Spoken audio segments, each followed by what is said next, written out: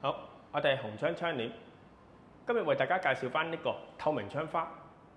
咁我哋個客人咧揀選咗呢個透明窗花咧，用咗德國嘅物料啦，10mm 嘅厚度啦。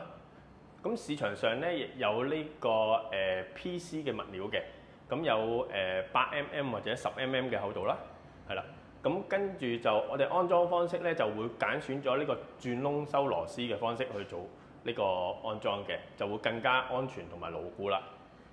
好，呢度有2幅，咁跟住落嚟呢度，呢度有1幅，呢度有2幅，咁大家可以咁樣望一望啦。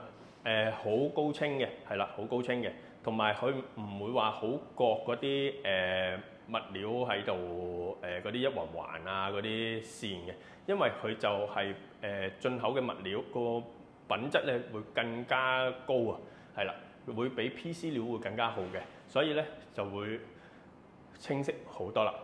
好，有需要嘅你哋可以隨時 WhatsApp 我哋或者打電話俾我哋查詢呢個價錢嘅，係啦。咁我哋電話號碼係52661850，WhatsApp 都係52661850。好，多謝收睇。